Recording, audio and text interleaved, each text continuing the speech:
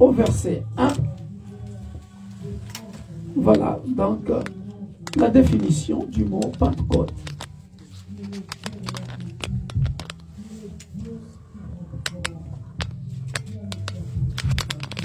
Un, deux, trois, c'est parti. Le jour de la Pentecôte, ils étaient tous ensemble dans le même lieu. Tout à coup, il vint du ciel un bruit comme celui d'un vent impétueux et il remplit toute la maison où ils étaient assis. Amen. Vous voyez, donc c'est ça. Alors, nous pouvons nous asseoir. Merci.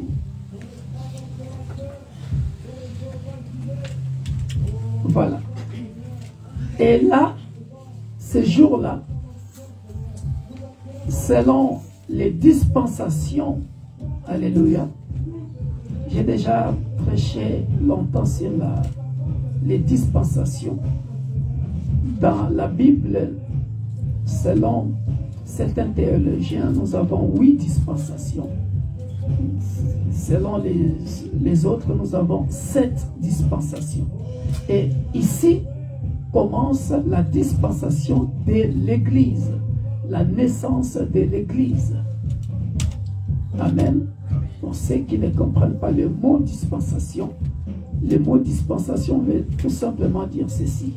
C'est une période, la dispensation, c'est une période dans laquelle Dieu a agi d'une manière ou d'une autre. Voilà. Voilà pourquoi vous verrez qu'on parlera de la dispensation de l'Église, la naissance de l'Église. On parlera de la dispensation du Saint-Esprit. Et il y a plusieurs dispensations. Amen. Voilà. Maintenant, le Saint-Esprit, c'est quoi? Ou c'est qui? Parce que ces jours-là, ils étaient tous ensemble, assis. Nous, on a vécu ça ici, le 16, vendredi 16 mai, un jour inoubliable pendant l'intercession. Amen. Et ici, bien-aimés dans le Seigneur, qu'est-ce qui était arrivé auprès des disciples? Si nous continuons au verset 3, la Bible dit, des langues semblables à des langues de feu leur apparurent, séparées les unes des autres, et se posèrent sur chacun d'eux. Et ils furent tous remplis. Vous voyez ça? Ils furent tous remplis du Saint-Esprit et se mirent à parler en d'autres langues, selon que l'Esprit, vous voyez, le même mot qu'on appelle le Saint-Esprit, c'est aussi le même mot qu'on appelle l'Esprit de Dieu. Le Saint-Esprit, c'est ça aussi qu'on appelle l'Esprit de Dieu.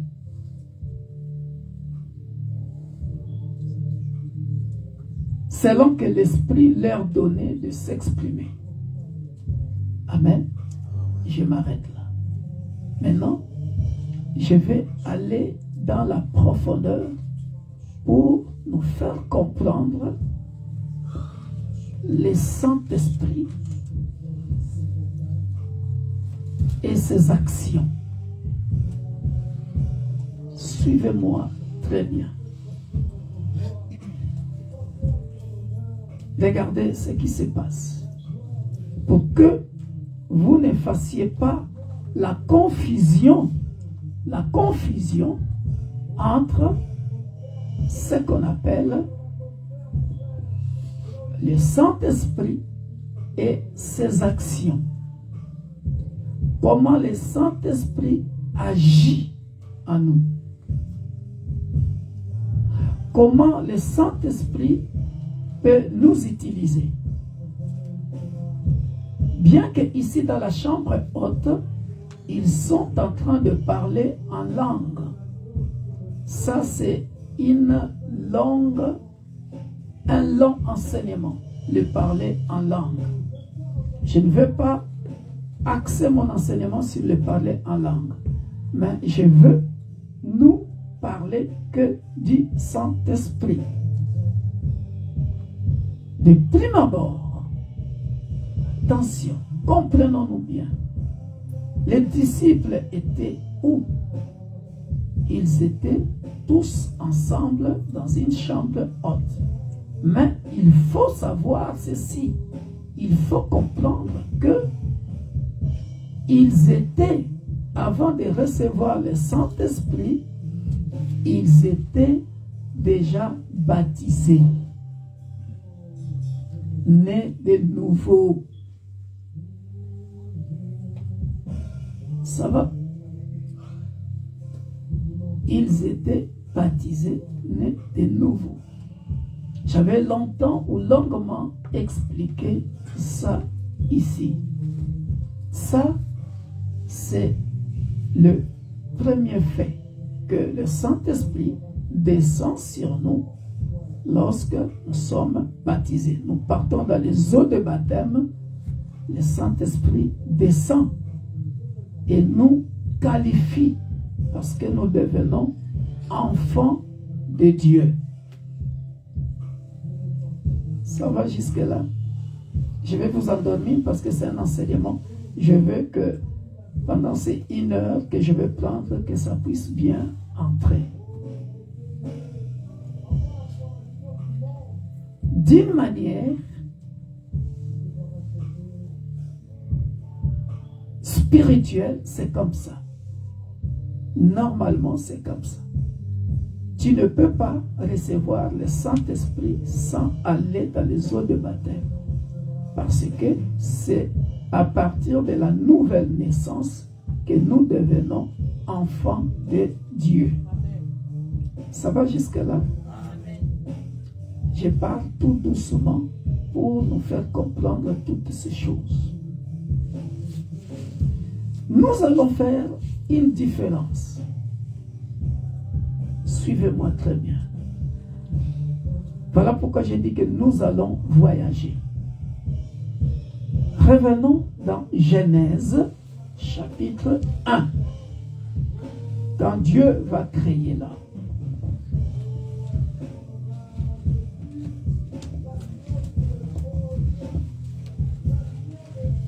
Nous sommes dans Genèse, chapitre 1, au verset 26. Genèse, chapitre 1, verset 26. Quelqu'un peut lire? Vas-y, frère Alain. Puis Dieu dit, faisons l'homme à notre image, selon notre ressemblance, et qu'il domine sur les poissons de la mer, sur tous les oiseaux du ciel, sur le bétail, sur toute la terre, et sur tous les reptiles qui rampent sur la terre. Amen. Suivez-moi très bien. Ceux qui filment, vous allez bouger un peu parce que je ferai des démonstrations, des illustrations. Hein? Vous allez me suivre. Hein? Regardez ce qui se passe ici. Puis Dieu dit, faisons l'homme à notre image, selon notre ressemblance. Alléluia. Ici, comment cela se passe? Alléluia. Parce que en hébreu, nous avons ce terme qu'on appelle bara. Bara. Créer. Voyez? Viens ici, mon fils. Regardez ici. Faisons l'homme à notre image et à notre ressemblance. Regardez ce qui se passe. Regardez. Dieu est esprit. Ça va? Amen. Dieu est esprit. Je suis revenu en arrière parce que hier, une question m'a été posée par quelqu'un Et pour aider toute l'Église à comprendre ce que j'enseigne, voilà pourquoi je les pars en arrière. Pour que tous nous puissions bien comprendre. Amen. Parce que cette personne-là m'avait posé la question, pasteur, j'avais chez moi à la maison une croix en bois que j'ai portée, ou ça peut être une croix ou chapelet, ou tout ça là. Et j'ai jeté ça, c'était gâté dans la poubelle. Est-ce que j'ai mal fait? Est-ce que j'ai mal fait? Parce qu'il y a des gens, lorsqu'ils portent la croix, ils croient que c'est ça qui l'identifie à sa vie chrétienne. Alors que ce n'est pas ça. La Bible dit ceci, suivez-moi très bien, je parle tout doucement, dans Exode chapitre 20. Nous sommes dans la loi. Moïse monte à la montagne et reçoit la table de la loi. Donc, la Bible dit dans Exode chapitre 20, tu ne sculpteras pas. Tu vois, tu ne peux pas comparer Dieu à une image taillée. Tu ne peux pas lire. Tu peux lire ça, maman? Lis ça. Suivez très bien. Tu ne te feras point d'image taillée. Tu ne te feras pas d'image taillée. Ni de représentation quelconque des choses qui sont en haut dans les cieux. Ni de représentation quelconque des choses qui sont en haut dans les cieux. Qui sont en bas sur la terre. Qui sont en bas sur la terre. Et qui sont dans les eaux plus bas que la terre. Et qui sont dans les eaux plus bas que la terre. Ça va jusque là. Dieu est esprit. Dieu est esprit. Dieu n'est pas une image quelconque. Si tu pars dans une église où Dieu est représenté par une photo, on te dit ça c'est Dieu, sors de cette église-là. Je pèse bien mes mots. Amen. Personne n'a l'image de Dieu. Pourquoi je viens de lire ici? Pourquoi je viens de lire ici? Quand Dieu dit, faisons l'homme à notre image et à notre ressemblance. Qu'est-ce que cela veut dire? Alléluia. Ce n'est pas l'image d'une photo. Ce n'est pas l'image d'une photo. Ce n'est pas l'image d'une statue ou d'une statuette. Quand vous partez dans certaines religions, Dieu est représenté par une grosse statue. Ce n'est pas Dieu. Comprenez ça dès aujourd'hui. Alléluia. Quand Dieu dit, faisons l'homme à notre image et à notre ressemblance. Suivez-moi très bien. C'est lorsque Dieu, tu vas me chercher ce passage-là, comme ça on part doucement, doucement. Lorsque Dieu a pris de l'argile, Dieu a pris de l'argile, il a façonné l'homme. Voilà pourquoi dans les livres de Romains, on appelle Dieu le potier. Le potier, c'est lui qui nous donne la forme. Hein, voilà pourquoi j'ai parlé de bara. Je ne vais pas parler trop de termes compliqués. Je suis simple comme bonjour. Il a fait l'homme avec les cheveux, les oreilles, les yeux, la bouche et voilà. Regardez l'image dont parle Dieu. Alléluia. Faisons l'homme à notre ressemblance et à notre image. C'est lorsque Dieu, va me chercher là où Dieu a soufflé sur l'homme et l'homme devient une âme vivante. Regardez l'image dont parle Dieu. Faisons l'homme à notre ressemblance et à notre image. Regardez ce qui se passe. Il a créé l'homme, il a pris l'argile, il a créé l'homme. Alléluia. Maintenant, cette argile-là est inerte. Inerte, sans mouvement, sans intelligence, sans quoi que ce soit qui fonctionne.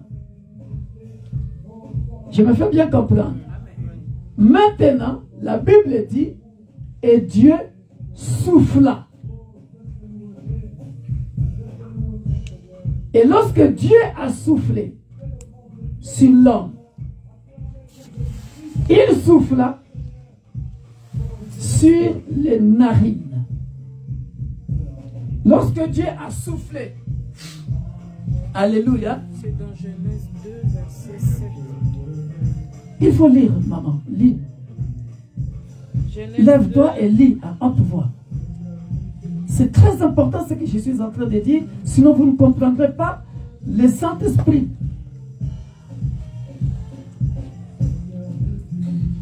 Genèse 2, verset 7, la Bible dit, l'Éternel Dieu forma l'homme de la poussière de la terre. Il souffla dans ses narines. Il souffla dans ses narines. Vous voyez, là, l'homme ne parle pas. Il est inerte. Il n'a pas de mouvement. Voilà, il souffla dans ses narines. Un souffle de vie. Un souffle de vie. Amen. Un souffle de vie. Vas-y. Et l'homme devint un être vivant. Et l'homme devint un être vivant. C'est ça l'image de Dieu dans l'homme. Ça va? Ce n'est pas le Saint-Esprit. Ce n'est pas le Saint-Esprit. De prime abord, il est inerte. Il est comme une statuette. Il n'a pas de vie. Il ne bouge pas. Il ne bouge pas.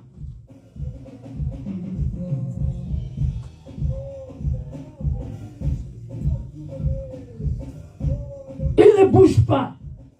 Il n'est ni riche, ni pauvre. Est-ce que je me fais bien comprendre? Il n'a pas de race.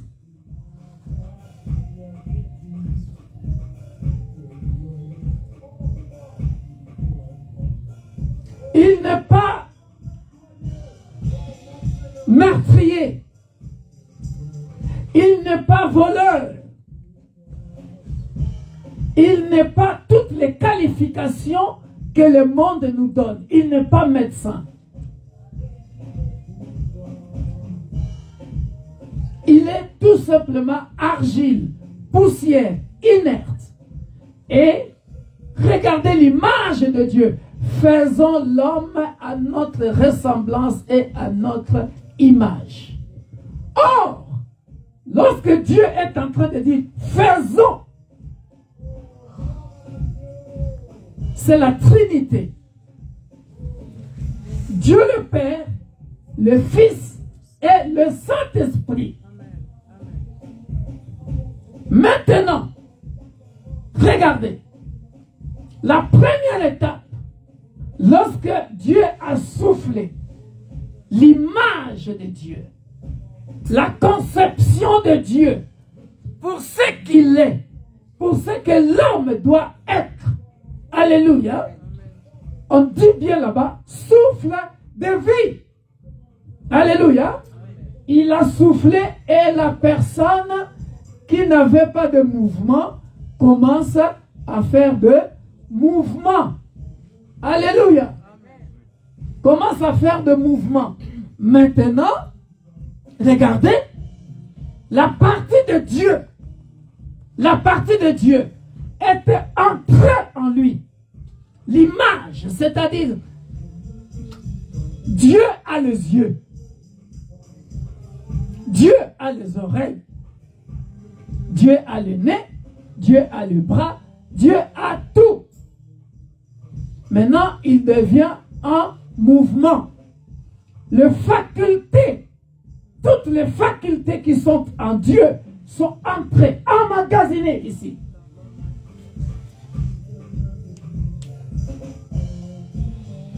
C'est-à-dire,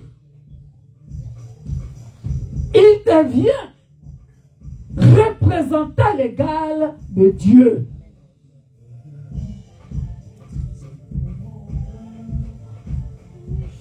En d'autres termes, suivez-moi, bien-aimés dans le Seigneur, cette Trinité-là, Dieu le Père, le Fils, le Saint-Esprit, est entré ici.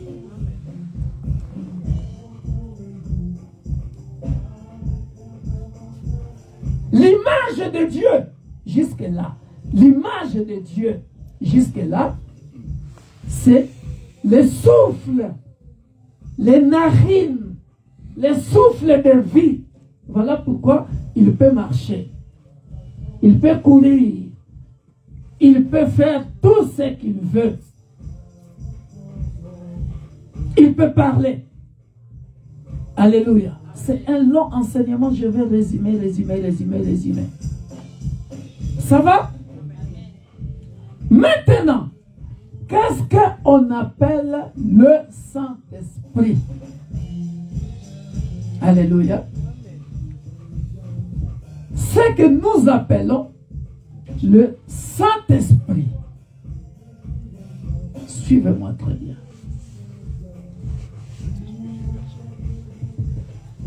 C'est tout un processus. Parce que lorsque Dieu a créé Adam, Adam était en communion, en communication avec son Créateur. Alléluia. Mais, qu'est-ce qui va se passer? Nous le savons, nous tous, que Adam avait péché. Alléluia.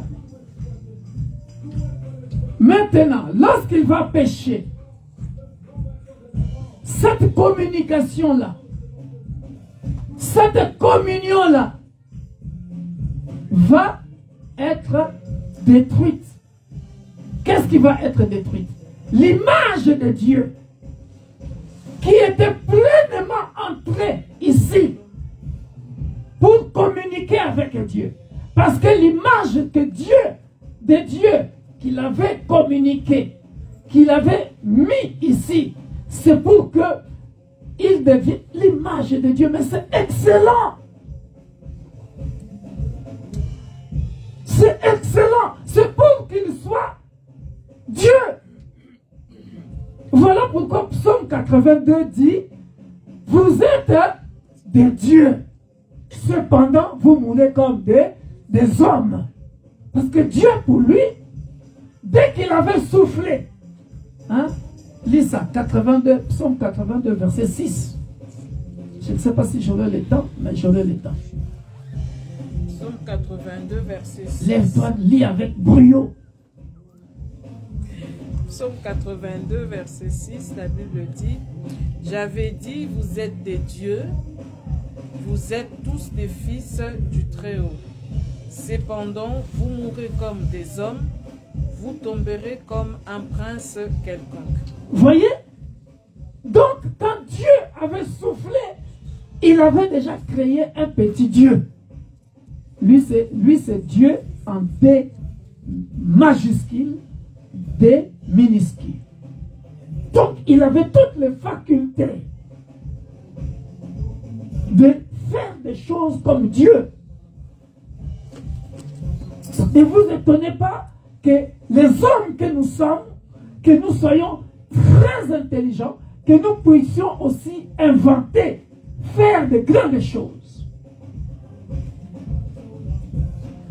C'est d'ailleurs une des promesses que Jésus va dire aux disciples. Il va leur dire, si vous avez la foi, vous ferez de grandes choses, plus que moi. Parce qu'il avait déjà mis ça en homme. On se comprend? Amen. Maintenant, quand l'homme va pécher dans le jardin d'Éden,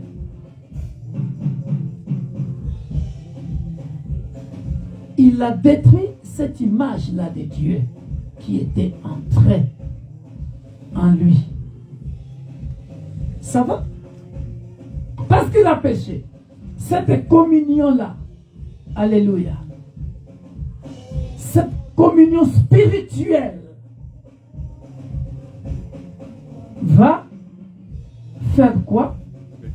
Va être coupée. Alléluia. Vas-y, là où Genèse nous dit, tu es poussière, tu retourneras poussière. Je vais expliquer ça vite, vite. Après, je vais arriver au Saint-Esprit. Là, je vais vous expliquer la mort. Donne-moi un panier là-bas. Un panier.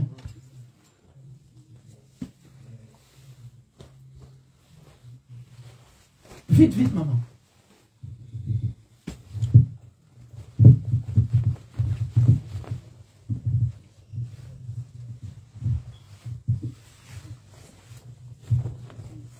Homme de Dieu, tu pourras tenir pour moi ici. Ou, de l'autre côté.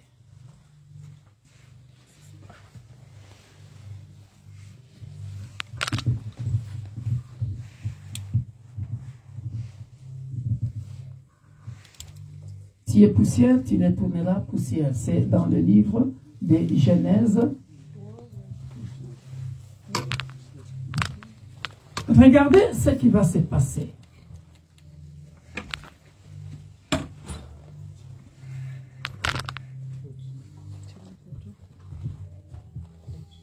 Tu peux lire ça à haute voix? Genèse 3, verset 19. Genèse 3, verset 19. C'est à la sueur de ton visage que tu mangeras. C'est à la sueur de ton visage que tu mangeras du pain. Du pain. Jusqu'à ce que tu retournes dans la terre. Jusqu'à ce que tu retournes dans la terre. D'où tu as été pris. D'où tu as été pris. Car tu es poussière. Car tu es poussière. Et tu retourneras dans la poussière. Et tu retourneras dans la poussière. Alléluia. Amen. Regardez ce qui se passe. Ce que nous appelons la mort. Suivez-moi très bien. Regardez la mort. Toute cette partie ici, c'est une partie invisible. Ici, là. C'est le séjour des morts. Ici, là. Et le séjour des morts est divisé, suivez-moi très bien, que personne ne vous trompe, attention aux enseignements qu'on vous donne. Le séjour des morts est divisé en deux. Selon Luc 11 que nous avons lu. Regardez, il y a ce qu'on appelle le sein d'Abraham. Oui, c'est mieux.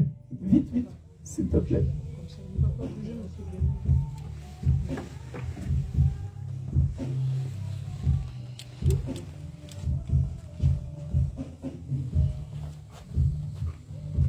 Merci beaucoup. Regardez ce qu'on appelle la mort. Ici, là, c'est le séjour des morts. C'est divisé en deux. Il y a ce qu'on appelle le séjour des morts. Ok? C'est ça. Divisé en deux. Il y a ce qu'on appelle le sang d'Abraham.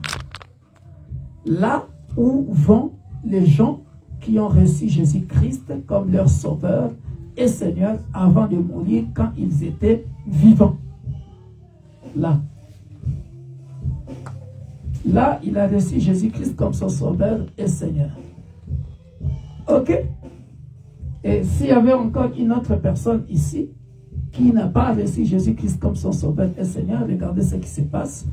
Ici, il y a le sang d'Abraham. Voilà. Et ici, il y a ce qu'on appelle, à gauche ici, le lieu du tourment. Ça va jusque-là. Maintenant, qu'est-ce qui se passe? Faisons l'homme à notre image et à notre ressemblance. En réalité, lui, le potier, il avait utilisé la terre, l'argile pour créer l'homme. Ça va jusque-là.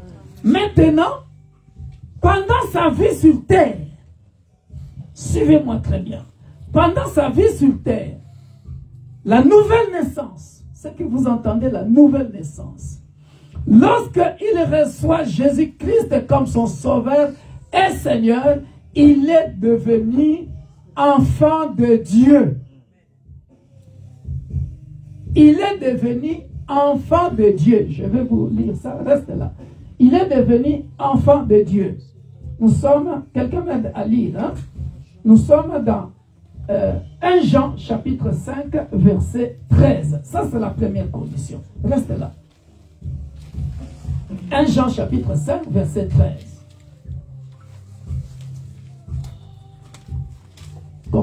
Comme ça, vous comprendrez ce que j'avais écrit sur notre page Facebook. Pourquoi le Saint-Esprit était descendu. 1 Jean chapitre 5, verset 13. Ah là là. C'est trop lent, c'est trop lent, c'est trop lent. On ne va pas terminer l'enseignement. Hein? Je vous ai écrit ces choses afin que vous sachiez que vous avez la vie éternelle, vous qui croyez au nom du Fils de Dieu. Alléluia. Vous qui croyez au nom du Fils de Dieu, vous avez automatiquement quoi? La vie éternelle. Ça va jusque-là. Maintenant, regardez. Lisons Romains 8, 15 à 16. Donc là, pendant sa vie, il a reçu Jésus-Christ comme son sauveur et Seigneur. La vie éternelle garantie. Ça va? Ok. Voilà. Donc, il est devenu enfant de Dieu. Romains 8, 15 à 16. Romains 8, 15 à 16. Et vous n'avez point reçu un esprit de servitude pour être encore dans la crainte, mais vous avez reçu un esprit d'adoption par lequel nous crions « Abba, Père ». Alléluia. Amen. Vous avez vu ça? On appelle ça quoi? Un esprit d'adoption. Un esprit d'adoption. Cet esprit d'adoption dont on parle là, c'est ça le Saint-Esprit. Mais il y a un processus. Il y a un processus pour avoir cet esprit d'adoption là. Pendant que je suis vivant, il faut que je reçoive Jésus-Christ comme mon Sauveur et Seigneur. Je suis baptisé. Romains 6, que nous connaissons tous dans cette église. Romains 6. Alléluia. Mourir avec Jésus-Christ. Être enseveli avec Jésus-Christ. Et ressusciter avec Jésus-Christ. Romains 6, verset 1. Vous descendez jusqu'en bas là-bas. Alléluia. Ça va jusque là? Donc, je suis baptisé, né de nouveau. Le Saint-Esprit maintenant. Voilà l'esprit d'adoption. Ça va? C'est différent de l'image de Dieu. C'est-à-dire, souffler dans les narines, ça, il est devenu en mouvement. Il est devenu un petit Dieu. Il est devenu intelligent selon le plan de Dieu. Mais puisque l'homme avait péché, parce que là, regardez, quand l'homme a péché, il est devenu mort, que nous venons de lire là. Tu es poussière, tu retourneras poussière. Regardez comment cela se passe. Regardez, je vais donner, peut-être que l'enfant va avoir peur. Hein? Considérons moi-même. Hein? Victor Makonda meurt. Moi, je suis là. Regardez maintenant. Je suis là. Je suis en mouvement. Je parle. Je parle pourquoi? Parce que là, je suis ici sur la terre. Là-bas, c'est le séjour de mort. Là, je suis ici avec vous. Oui, je suis en mouvement. Je suis en mouvement. Pourquoi? Parce que Dieu avait soufflé dans mes narines. Je suis l'image de Dieu. Alléluia. Et aussi, j'ai reçu le Saint-Esprit, esprit d'adoption. Voilà, Galates 4, verset 6. Comme ça, on finit avec l'esprit d'adoption.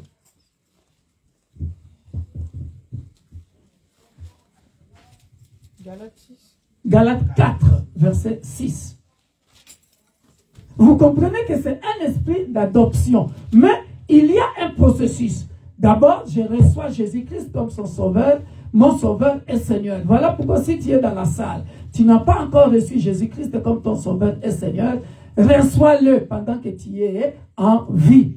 Parce que, à ce moment-là, le Saint-Esprit, l'acte 1, 8 que la prophétesse avait lu, le Saint-Esprit survenant en vous, vous serez mes témoins jusqu'aux extrémités de la terre.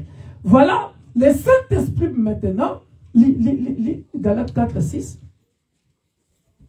Et parce que vous êtes des fils. Et parce que vous êtes des fils. Parce que là maintenant tu deviens fils ou fille. Parce que tu as reçu Jésus-Christ comme ton sauveur et Seigneur.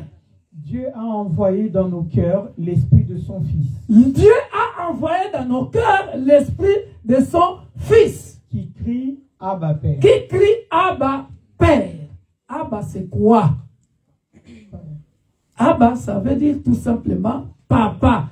En fait, Abba ça veut dire c'est comme un nom d'intimité. C'est comme moi je peux l'appeler Baba. Toi, tu l'appelles Abba. Un nom d'intimité. C'est mon papa. Baba. Papa. Vous voyez? Vas-y, continue. Ainsi, tu n'es plus esclave. Ainsi, tu n'es plus esclave. Mais fils. Mais fils. Et si tu es fils. Et si tu es fils. Tu es aussi héritier. Tu es aussi héritier. Grâce à Dieu. Amen. Vous avez compris ça? Parce que maintenant, dès que tu deviens fils et fille, c'est à l'aide du Saint-Esprit. Le Saint-Esprit, c'est un sceau. Dès que tu es baptisé, né de nouveau, pour que tu sois appelé fils, spirituellement, ça ne se voit pas. Pour que tu sois appelé fils ou fille, c'est un sceau qu'on vient mettre ici. C'est un sceau qu'on vient mettre ici. Tu es devenu fils de lumière, fille de lumière. C'est ce qui s'était passé ici le 16 mai, avec ceux qui étaient là avec moi dans l'intercession. Et c'est ce qui s'était passé aussi aux eaux de baptême de Jésus dans Matthieu 3. Le Saint-Esprit, regardez cette décomposition-là. Regardez cette décomposition-là. Regardez la Trinité. J'explique ça en une phrase. Le jour de baptême de Jésus-Christ, après je vais revenir ici pour expliquer la mort. Le jour de baptême de Jésus-Christ, le Fils était dans les eaux de Jourdain. Le Père, dans les cieux. Voyez la décomposition? C'est trop spirituel. Le Père dans les cieux envoie le Saint-Esprit pour témoigner de son Fils auprès des vivants. Celui-ci est mon Fils bien-aimé, en qui je mis toute mon affection. Écoutez-le.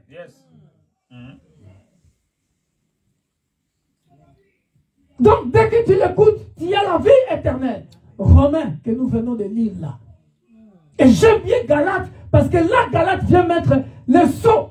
C'est cet esprit-là d'adoption.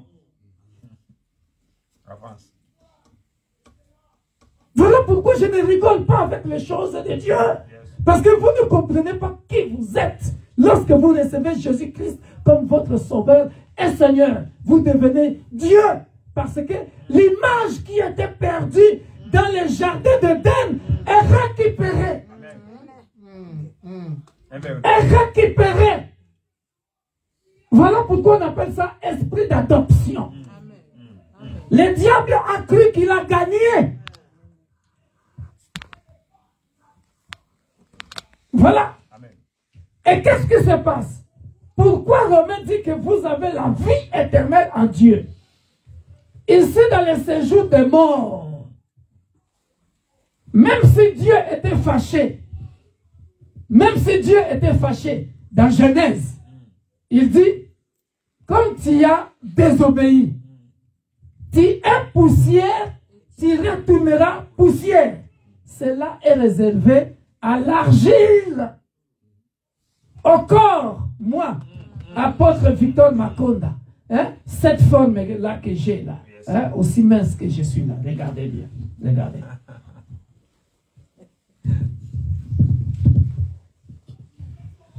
Voyez la forme que Dieu m'a donnée là, que j'ai là.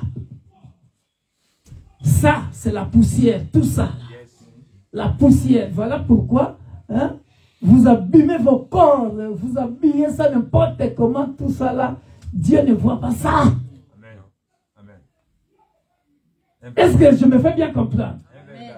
Tu es poussière. Tu retourneras poussière. Quand je meurs, regardez, cette décomposition-là, comment ça se passe. Regardez, je meurs. Alléluia. On va maintenant, voyez ça, les corps. Les corps. Le corps va être enterré. Là où vous partez dans les cimetières, pleurer. L'enveloppe est enterrée. Tu es poussière, tu retourneras poussière. Au bout de quelques jours, déjà dans la morgue, tu pues grave. Et puis quand on va t'enterrer, tu viens poussière, tu retournes. Ça va jusque-là. Maintenant, regardez qu'est-ce qui se passe. Là, c'est le corps qui est enterré. Tu es poussière, tu retourneras poussière. Maintenant, la partie de Dieu en moi, quand il avait soufflé mes narines, le souffle là, hein? En psychologie, on appelle ça psyché. Le souffle, esprit. Amen. Les propriétaires de mon souffle, lui Dieu qui avait fait ça, il récupère le fou là, l'esprit là, le souffle là, il récupère ça. Amen. Ça retourne chez le propriétaire. Vous comprenez? Amen. Ça retourne chez le propriétaire. Or, j'ai enseigné. L'homme est, selon certains théologiens, est tripartite. Mais en psychologie, l'homme est quadripartite. Amen. Tripartite, pourquoi? Parce que l'homme est corps, âme et esprit. Esprit là qu'on parle là, ce n'est pas le Saint-Esprit. L'esprit là qu'on parle là, c'est le souffle. La partie de Dieu en toi, l'image de Dieu en toi, qui retourne chez le propriétaire. L'âme, qui est le siège des sentiments, des émotions. Hein? C'est ça. C'est ça. Tu vois? Quand vous partez dans le cimetière, ça c'est moi, les corps là. Les corps. Les corps. Ça c'est moi, je suis enterré là. Je descends, je ne sais pas, à 3 mètres là. Hein? Ça c'est moi là. Je suis mort. Mais le propriétaire de mon esprit, le souffle, il a récupéré. Amen. Mais puisque j'avais connu Jésus-Christ ici, quand j'étais sur la terre, comme j'avais reçu Jésus-Christ, que fait le Saint-Esprit? Le Saint-Esprit, en communion, regardez, avec l'âme, c'est ce qui fera en sorte que, puisque j'avais reçu Jésus-Christ comme mon Sauveur et Seigneur, au lieu de partir dans les lieux de tourment, je suis ici dans le sein d'Abraham où j'attends, voilà, où j'attends la résurrection. Amen. Parce que j'avais reçu Jésus-Christ comme mon Sauveur et Seigneur. Et le Saint-Esprit, qui était, quand j'étais en vie là-bas, l'esprit d'adoption. Regardez, qu'est-ce qui se passe? Lorsque Jésus était mort, lorsqu'il est parti dans le séjour de mort, il avait pris possession du séjour de mort. il était au contrôle avec tous les morts là-bas. Est-ce que quelqu'un me comprend? Yes. Voilà d'où l'histoire de l'homme riche et de Lazare Amen. que j'avais expliqué ici. L'âme, on a bien dit, l'âme, c'est les sièges des sentiments, des émotions. C'est ça qui te démontre quand tu es ici. C'est l'âme. Comment tu sens que, tu souffres, tu as des douleurs, c'est l'âme en toi qui souffre. Voilà. Donc, quand il parle aussi dans les séjours des morts, c'est l'âme là, qui est dans les lieux de tourment, qui sent la chaleur que l'homme riche sentait. C'est l'âme là qui sent la douleur là, la soif là. De la même manière, l'âme, quand tu étais ici, tu as la soif. J'ai soif, j'ai besoin de boire de l'eau fraîche. C'est l'âme qui fait ça. De la même manière, quand tu étais en vie, tu dis, j'ai envie de manger les fumbois. C'est l'âme. J'ai envie de manger la merguez. C'est l'âme.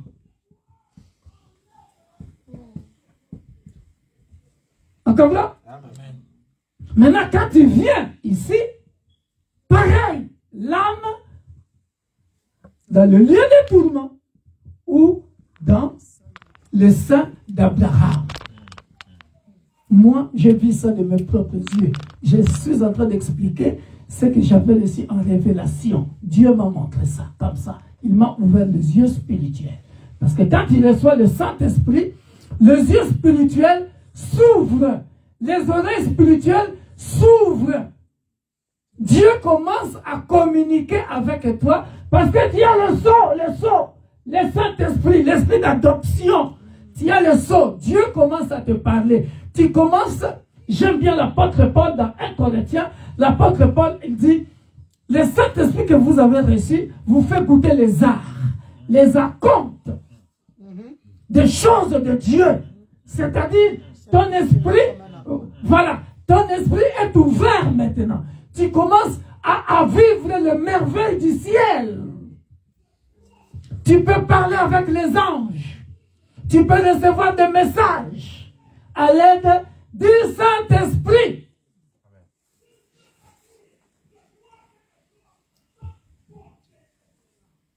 À partir d'aujourd'hui, ne néglige pas Jésus-Christ. Ne néglige plus le Saint-Esprit. Si tu n'es pas encore baptisé, né de nouveau, reçois Jésus-Christ comme ton Sauveur et Seigneur. Parce qu'à partir de ce saut-là, tu commences à recevoir des songes, des révélations.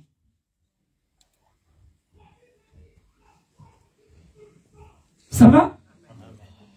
Et je veux encore aller en profondeur pour vous faire comprendre pourquoi Jésus dit dans Jean 16, il est bien qu'il est avantagé pour vous que je m'en aille. Ça, c'est merveilleux. Ça, c'est merveilleux. On a bien compris ce qui se passe, la mort? Hein? On a bien compris la mort? Comment ça se passe? Commence à préparer ta vie maintenant. Reçois Jésus-Christ comme ton Sauveur et Seigneur. Reçois le Saint-Esprit comme l'esprit d'adoption, un sceau, pour que tu sois appelé fils et fille de Dieu. Maintenant, pour que le jour de ta mort, au lieu que tu ailles là-bas dans le lieu de tourment, toi tu as la vie éternelle. En attendant, tu attends la vie éternelle là-bas dans le sein d'Abraham. C'est pas beau ça? Et de ton vivant, ce que j'aime bien, de ton vivant, tu es en train de vivre déjà les arts, les acomptes du Saint-Esprit, c'est-à-dire le merveille du ciel. Tu vois déjà les anges, comme moi je vois les anges. C'est beau, hein? Hein? J'ai créé mon livre est sorti. Hein? Dems, tu vas mettre là-bas, tu vas vendre. Hein? Où j'ai parlé de mon expérience avec Dieu. Je vais vendre ça d'abord au pays. Et puis, les restes des stocks, je viens avec ici. Hein? On commence. Hein? Yo, pesa ina mbongo pona ya primer kuna. Kuna na basala au moins cher. Si quoi mbongo de lena ko quitter. Na bi misi plan na kuna.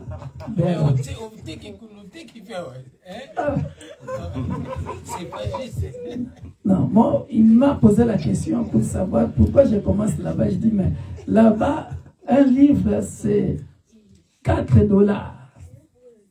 J'ai imprimé par la grâce de Dieu. Hein? Et ici, c'est chaud. J'ai essayé.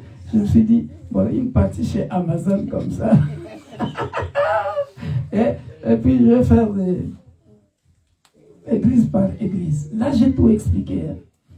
Écoutez maintenant, bien-aimé dans le Seigneur, pourquoi tu es obligé de comprendre qu'il n'y a de salut à aucun autre Dieu si ce n'est qu'au nom de Jésus-Christ?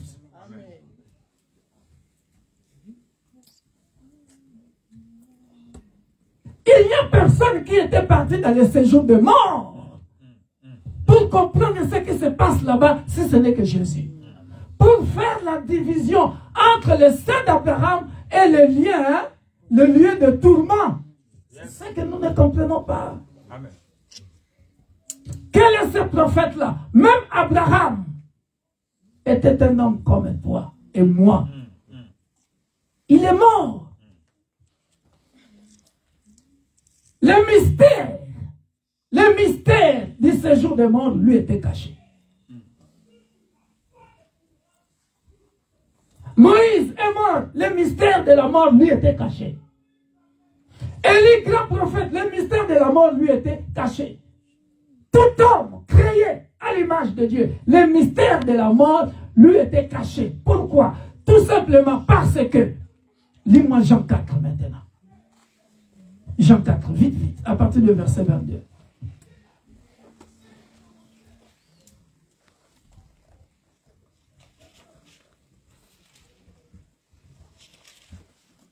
Jean 4, à partir du verset 22. Amen. À haute voix, maman. Vous adorez ce que vous ne connaissez pas. Nous adorons ce que nous connaissons, car les salis viennent des Juifs. Continue. Vous adorez ce que vous ne connaissez pas. Parce que la femme samaritaine, lorsqu'elle va croiser Jésus-Christ, oh, quel débat! Quel débat! Parce que Jésus-Christ va lui dire tout de sa vie. Et d'ailleurs, l'homme que tu as dans ta maison, je ne vais pas reculer là-bas en arrière, ne t'appartient pas. La femme estomaquée, elle dit, mais comment cet homme ici qui ne me connaît pas, on se rencontre pour la première fois? Il est question du puits seulement. Il est question du puits. Il demande de l'eau à boire. Si tu savais la personne qui te demande de l'eau à boire. Hein? Après l'eau, l'histoire continue autrement. Celui qui boira de cette eau n'aura plus soif. Jean 4. Et on continue. Jusqu'à ce que la femme continue à dire, nous et nos ancêtres, nous on adorait Dieu ici dans cette montagne. Je me fais bien comprendre. Mais Jésus va clore le débat. Au verset 22. Vas-y. Mais l'heure vient. Où les vrais adorateurs adoreront le Père en esprit et en vérité. Adoreront le Père en esprit et en vérité. Car ce sont là les adorateurs que le Père recherche. Car ce sont là les vrais adorateurs que le Père recherche. Qui fait ce travail-là? Le Saint-Esprit. Tu comprends maintenant bien, maman? Le Saint-Esprit. Qui fait ce travail-là? Le Saint-Esprit. Voilà pourquoi tu vois, quand on commence à prier ici, à l'aide du Saint-Esprit, ceux qui parlent en langue Vous avez entendu tout à l'heure, hein? Maman parlait en langue, il parlait en langue. Hein? Mais je n'explique pas le parler en langue. Mais ils sont tout simplement en train d'adorer en esprit. Alléluia. Et ce que j'aime bien, Dieu, Jésus-Christ confirme. Il dit, Dieu est quoi? Dieu est esprit. Voilà pourquoi j'ai commencé la démonstration dans le livre de Genèse. Pour montrer que Dieu est esprit, il faut que ceux qui l'adorent, l'adorent en esprit et en vérité. On n'a pas dit Dieu est image. On n'a pas dit ça c'est Dieu. On n'a pas dit, on appelle ma chaînette. On n'a pas dit ma chaînette là avec la croix là, comme ça là. C'est ça Dieu. Parce que j'ai porté la chaînette avec la croix, c'est ce qui montre que je suis un bon chrétien. Non. Amen. Ce n'est pas parce que, non. Parce que Dieu sonde le cœur et les reins. Voilà. Donc je peux être bien habillé avec ma croix ici, mais si je ne marche pas en esprit et en vérité, zéro. Est-ce que je me fais bien comprendre? Mais je ne vous dis pas de ne pas porter vos chaînettes. Porter vos chaînettes, c'est pour la beauté, non? Hein? Les pendatifs, c'est pour la beauté. Dieu n'interdit pas ça. Hein? Portez les... Hein? Faites-vous beau, belle. Voilà. Dieu nous aime être... Moi, je suis propre. Parce que même si je n'ai pas des chaînettes, des groumettes, je ne sais pas. Portez ça, déplace-les. Portez, en ordre. Portez. Alléluia. Amen. Sauf que Dieu dit, il est esprit. Il n'est pas une image taillée. Attention, j'insiste. Cette question-là m'a été posée hier. La personne pensait qu'en jetant la croix, je ne sais pas si c'était en or ou en bois, et la photo de la Vierge Marie, moi je dis, au contraire, tu as bien fait de jeter ça. Tu as bien fait de jeter ça. Dieu est esprit. Et j'avais exactement donné ce passage.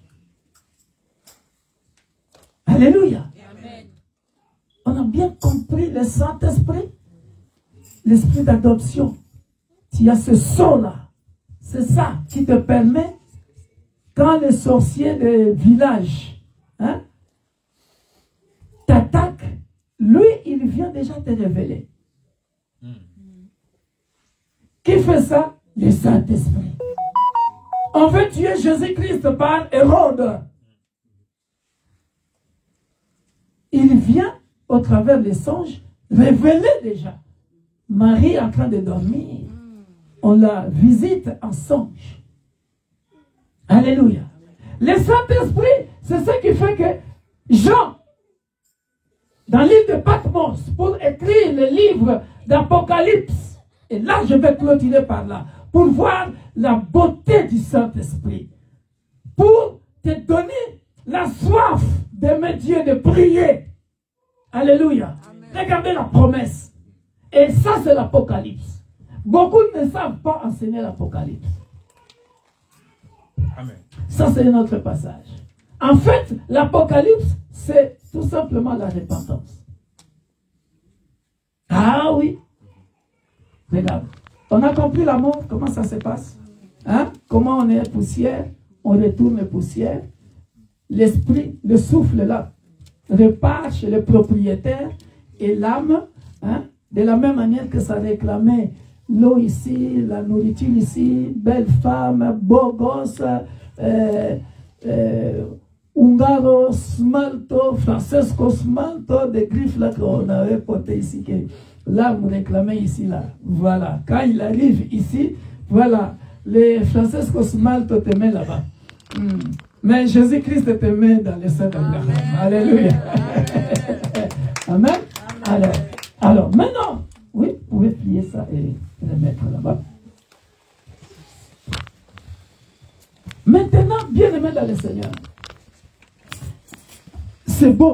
clôturer par là. Regardez Actes chapitre 2, verset 37-39. Actes chapitre 2, verset 37 à 39. Et ça, c'est merveilleux. Actes chapitre 2, verset 37 à 39. Oui, allez-y mon frère. Après avoir entendu ce discours, ils eurent le cœur vivement touché, et ils dirent à Pierre et aux autres apôtres, « Hommes, frères, que ferons-nous » Stop. Alléluia. Là, l'histoire de la chambre haute est terminée. Tout le monde a vécu le parler en langue dans la chambre haute. Tout le monde a vécu le parler en langue dans la chambre haute. Ça va jusque-là? Maintenant, à la fin, Pierre va conclure. Il va dire, « Hommes frères, que ferons-nous » Vas-y. Pierre leur dit, « Repentez-vous et que chacun de vous soit baptisé au nom de Jésus-Christ pour le pardon de vos péchés et vous recevrez le don du Saint-Esprit. » Ah, répète encore à haute voix pour que tout le monde entende. Pierre leur dit, « Repentez-vous Répentez-vous et que chacun de vous soit baptisé au nom de Jésus-Christ pour le pardon de vos péchés et vous recevrez le don du Saint-Esprit. » Alléluia. Pourquoi, bien-aimés dans le Seigneur? Répentez-vous. Pourquoi? Parce que le Saint-Esprit, maman, papa, si tu as vraiment le Saint-Esprit, il dit quoi? Et vous recevrez les dons du Saint-Esprit. Pourquoi? Parce qu'en réalité, le Saint-Esprit, comme il n'aime pas le péché, c'est lui qui nous pousse à nous repentir. C'est-à-dire, c'est le Saint-Esprit qui te met mal à l'aise parce que tu es chrétien, baptisé, né de nouveau. Tu es le temple du Saint-Esprit. 1 Corinthiens chapitre 6, 19, 20. Ne savez-vous pas que vous ne vous appartenez pas à vous-même, mais que vous êtes le temple du Saint-Esprit. Craignez donc Dieu ou glorifiez donc Dieu dans vos corps, puisque le Saint-Esprit habite en moi. Alléluia. Maintenant, lorsque j'ai péché, j'ai volé, j'ai couché avec la femme d'autrui, avec l'homme d'autrui, j'ai menti, j'ai fait n'importe quoi, le Saint-Esprit ne me laisse pas tranquille. C'est lui qui est en train de dire aux pharisiens, aux Esséniens, aux Sadducéens, tous ceux-là qui se moquaient de Jésus-Christ, qui insultaient Jésus-Christ, Belzéboul, Belzéboul, Belzéboul. Et quand ils ont vécu ce que Jésus-Christ a vécu, ils ont dit, voilà pourquoi j'ai écrit dans notre page Facebook, le Saint-Esprit est apparu, le Saint-Esprit est apparu pour faire taire les pharisiens, les sadducéens, tous les gens là qui ont critiqué Jésus-Christ.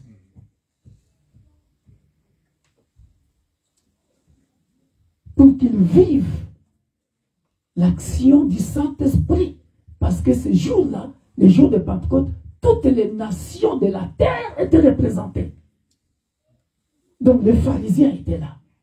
Les sadducéens étaient là. Tous ceux qui ont critiqué Jésus, ils étaient là.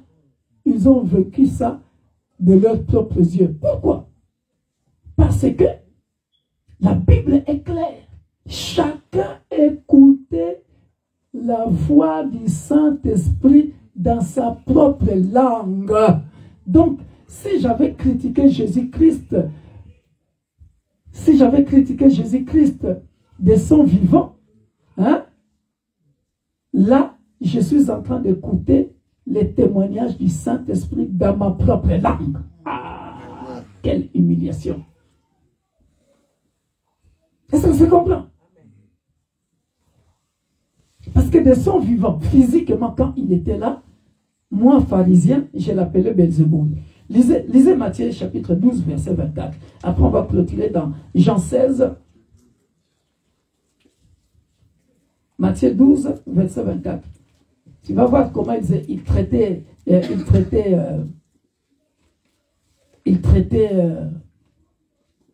Jésus.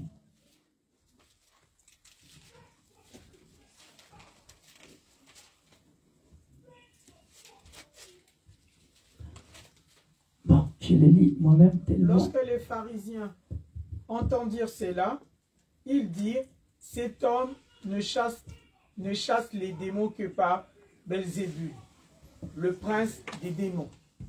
Voilà. Vous voyez comment on traitait Jésus? Vous voyez comment on les maltraitait? Comment on les siltait?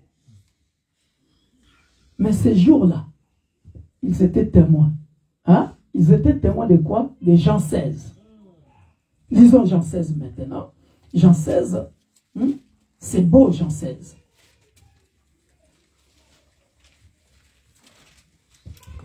Jean 16 nous dit ceci. À partir de verset 7.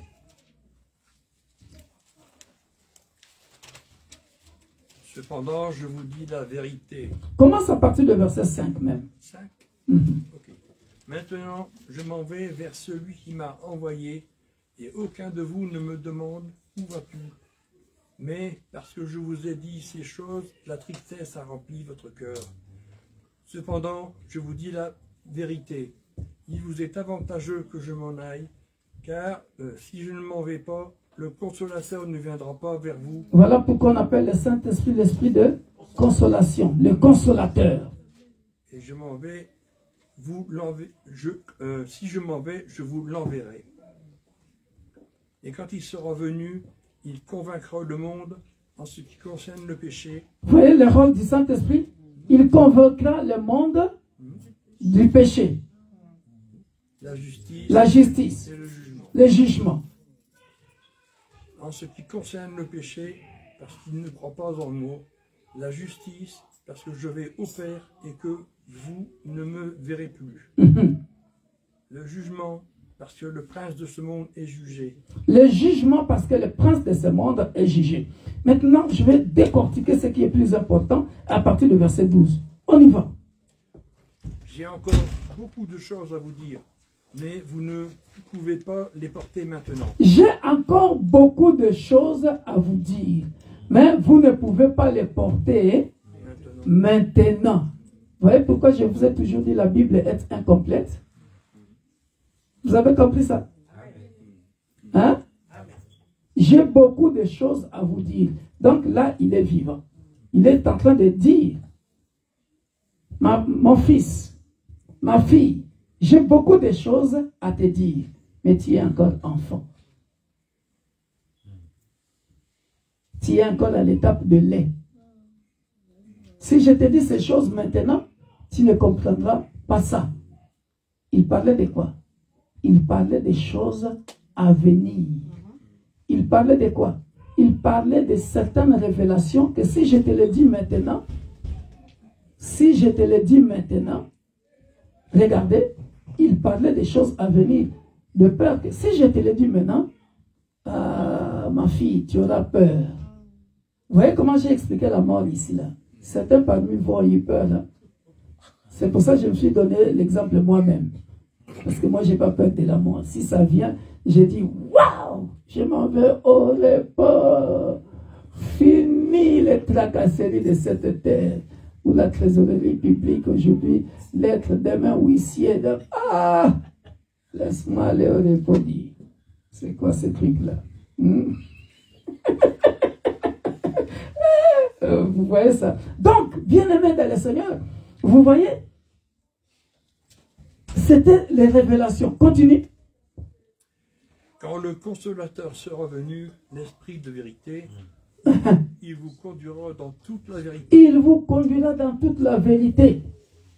Car il ne parlera pas de lui-même, Mais il dira tout ce qu'il aura entendu et il vous annoncera les choses à venir. Il me glorifiera parce qu'il prendra ce qui est à moi et vous l'annoncera. Arrêtons-nous un peu là. Ce qui est très important, regardez. Mais il dira tout ce qu'il aura entendu et il vous annoncera les choses. Il vous annoncera les choses. C'est l'Apocalypse. Hein? Les choses que tu ne connais pas encore. Les choses à venir. Qui doit arriver. Ce n'est pas beau ça. Autant recevoir le Saint-Esprit comme ça. Regardez, j'explique les choses à venir. Suivez-moi très bien, parce qu'on va clôturer. Regardez, j'explique les choses à venir. Il prendra, quand le consolateur sera venu, l'esprit de vérité, il vous conduira dans toute la vérité, car il ne parlera pas de lui-même, mais il dira tout ce qu'il aura entendu. Vous voyez comme là le Saint-Esprit. C'est bien le Saint-Esprit à moi. On me jette des flèches ici. Et je les sens. Tu vois, ça c'est beau ça. Hein? Quand on te fait du mal, puisqu'il est rempli en toi, tu sens et tu vois. C'est beau, hein? Qu'il aura entendu et il vous annoncera les choses à venir. J'explique les choses à venir. Regardez. Je n'étais pas au courant que telle chose va se passer dans l'église. Je n'étais pas au courant que telle chose va se passer dans la famille.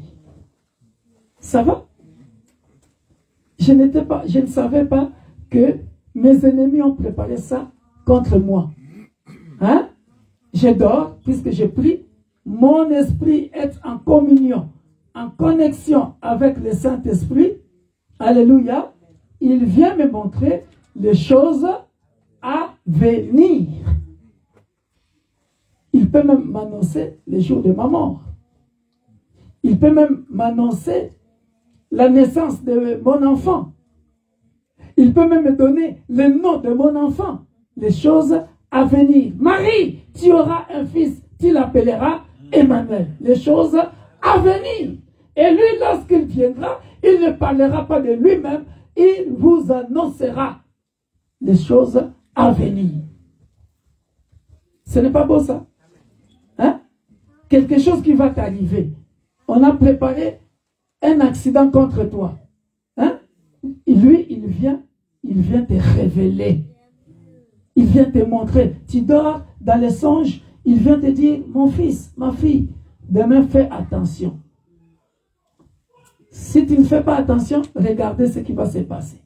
C'est pas beau ça? Les choses, il vous annoncera les choses à venir. Ça va? Et je m'en vais clôturer. On y va? On finit? Encore un peu de temps et vous me... Non. Ah. C'est verset 15. Ah, 15. Tout ce que le Père est à moi. Ah! C'est pourquoi j'ai dit qu'il prend ce qui est à moi et qu'il vous l'annoncera. Vous avez vu ça? Tout ce que le Père a est à moi. C'est pourquoi j'ai dit qu'il prend de ce qui est à moi et qu'il vous l'annoncera. Alléluia. Ça veut dire quoi? Ça veut dire tout simplement, il prend de ce qui est à moi. Tu as cru en qui? Hein? Jésus-Christ, le Fils. Tu crois à tous par la foi, à tout ce qu'il a fait pendant qu'il était sur la terre. Alléluia. Mais maintenant, il n'est pas là. Il est parti. Il communique avec toi au travers de le Saint-Esprit. On a bien compris le Saint-Esprit? Voilà, terminé l'enseignement sur la Pentecôte. En réalité, notre Pentecôte, c'est tous les jours. Hein? Ce n'est pas les jours que le calendrier. Parce que les Chinois, ils ont leur calendrier. Et les chrétiens de là-bas, ils attendent le calendrier français pour fêter la Pentecôte. Amen. Le Saint-Esprit, la fête du Saint-Esprit, c'est tous les jours. Dès lors que tu l'as reçu comme ton Sauveur et Seigneur, ta Pentecôte, c'est tous les jours. Alléluia. Vous voyez, j'ai mis l'accent sur le côté spirituel de la Pentecôte. Amen. Pour les prédicateurs de la maison, à tous mes enfants spirituels, si vous voulez prêcher sur la Pentecôte, soit vous choisissez le côté spirituel ou vous choisissez le côté fête. Parce que en Israël, il y a plusieurs fêtes. 3 fêtes, 7 fêtes. Mais les 3 les plus importantes, la Pâque, Pentecôte. Après, vous avez les Pourim, vous avez la fête de Tabernacle. Vous voyez? Et là, vous creusez sur la Pentecôte en tant que fête. Je l'ai déjà enseigné, vous tapez les fêtes en Israël sur YouTube, Victor Makoda, vous trouverez ça là-bas. Mais aujourd'hui, j'ai voulu m'accentuer sur le côté spirituel. Bien que j'ai terminé sans terminer. Parce que je ne suis pas descendu jusqu'à l'Ancien Testament pour parler de Bétzalel. Amen. Que Dieu nous bénisse.